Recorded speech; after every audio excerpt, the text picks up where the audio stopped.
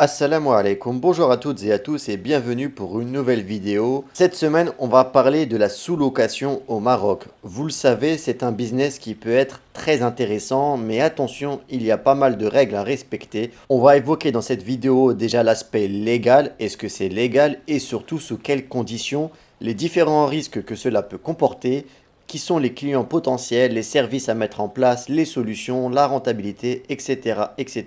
J'avais fait un post il y a quelques semaines qui avait suscité énormément de commentaires et d'interactions. C'est pourquoi j'avais voulu travailler sur une vidéo un peu plus complète et un peu plus détaillée pour vous aider à y voir plus clair. Mais avant de commencer, je souhaitais revenir rapidement sur la vidéo de la semaine dernière où je parlais du projet de loi sur le changement de la nationalité marocaine qui serait plus facile à obtenir si elle venait à être adoptée. Attention, déjà dans un premier temps, elle n'a pas été adoptée, donc aucun changement pour le moment. Et deuxième chose, sachez que même si cette loi venait à être adoptée, cela ne suffit pas à devenir marocain. Ce n'est pas parce qu'une femme marocaine épouse un homme étranger qu'il obtiendra automatiquement la nationalité marocaine. Il y a énormément de conditions pour devenir marocain. Il faut connaître la langue, il faut connaître la culture du pays, il y a une preuve de résidence depuis plusieurs années à démontrer. Bref, ne vous inquiétez pas, le Maroc fait attention à sa culture et à son identité. Elle ne donnera pas la nationalité à n'importe qui. Quoi qu'il arrive, je vous tiendrai au courant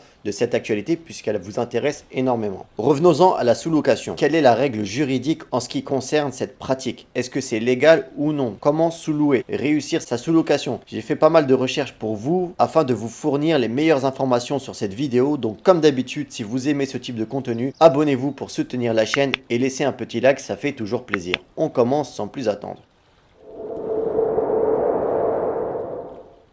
Est-ce que c'est légal? Eh bien, sachez qu'au Maroc, et selon l'article 668 du Code des obligations et des contrats, la sous-location est interdite, sauf si le locataire dispose d'un accord écrit par le propriétaire du bien. Le propriétaire a également le droit d'annuler le bail si la sous-location enfreint l'une des stipulations du contrat et réclamer même des dommages et intérêts. Pour simplifier, vous devez vous mettre d'accord avec le propriétaire pour faire de la sous-location et il est en droit de mettre plusieurs clauses dans le contrat de bail afin de régir cette sous-location. Admettons qu'ils ne veulent que des étrangers pour cette sous-location, il a le droit. Et s'il s'aperçoit que vous sous-louez à d'autres personnes, eh bien il aura la possibilité de rompre ce contrat.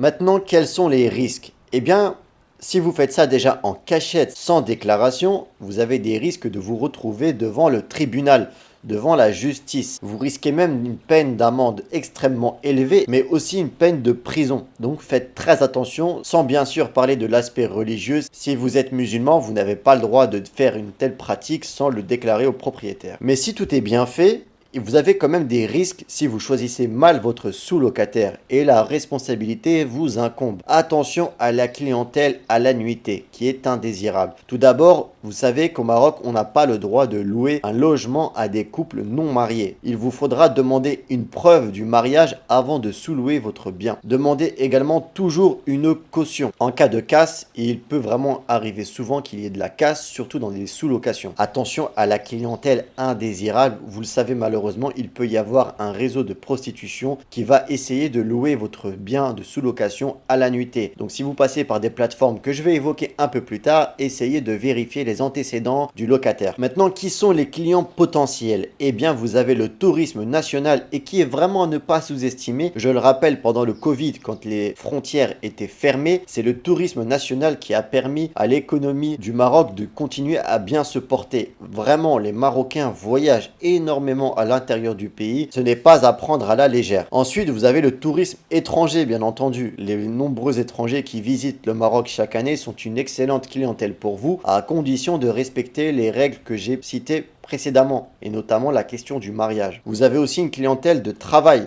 notamment si vous avez un coin bureau avec une connexion internet extrêmement prisé dans les grandes villes du Maroc où des centres d'affaires existent, comme Casablanca ou Tanger.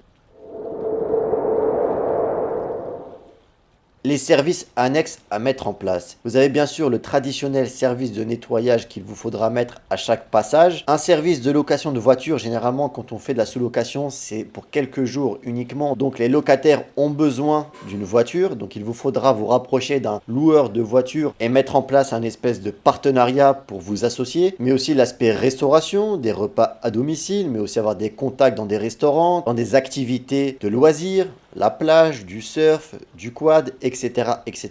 Ce seront des services qui vont vous permettre de vous mettre en avant lors de votre annonce sur les sites de location. Quelles sont les solutions pour sous-louer? Le plus connu est Airbnb, mais il n'est pas tout seul. Airbnb représente une large partie du marché de la location touristique, mais vous avez aussi Booking qui vous permettra d'avoir une autre clientèle étrangère. Et enfin, si vous visez de la location nationale, vous pouvez passer par les indémodables Samsar. Vous savez que les Samsar sont très prisés au Maroc et ils sont très demandés par la clientèle nationale. Vous avez aussi Avito qui est le Leboncoin national où vous pouvez mettre votre annonce sur le site avec la précision que c'est une sous-location et que c'est uniquement pour quelques nuits.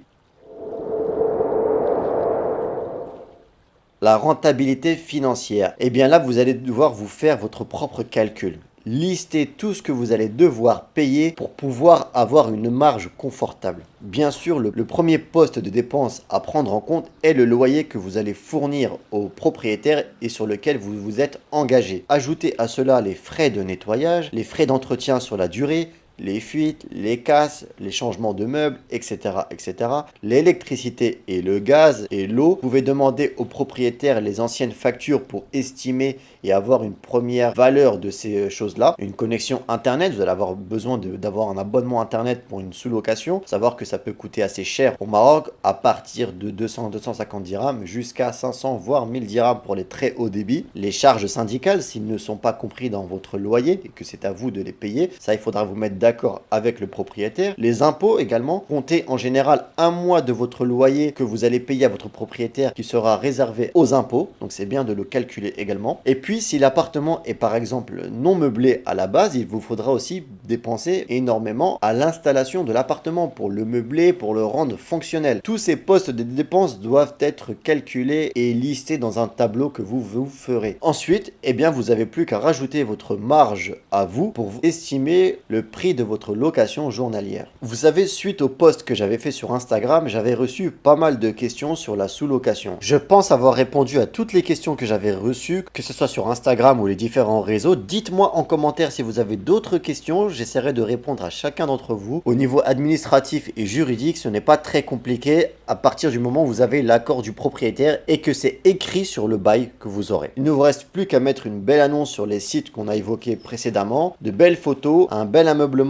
et un bel agencement pour votre logement et c'est parti pour votre sous-location. Et si vous n'êtes pas encore parti vivre au Maroc et que le sujet vous intéresse toujours, n'oubliez pas le guide que j'ai écrit pour réussir son installation au Maroc à partir du départ de l'étranger jusqu'à son installation au Maroc. Plusieurs conseils et astuces qui vous sont livrés dans ce guide. Le lien est dans la description. Si le marché de la sous-location vous intéresse et que vous souhaitez voir combien coûte un logement au Maroc, je vous laisse avec une vidéo analyse du marché immobilier marocain que j'ai tourné il y a quelques semaines et publié. Je vous invite à la regarder. Je vous remercie d'être resté jusqu'à la fin. Je vous souhaite une excellente semaine, Inch'Allah. Et je vous dis à la semaine prochaine pour une nouvelle vidéo. Et surtout, n'oubliez pas, prenez soin de vous, prenez soin des autres. Assalamu alaikum.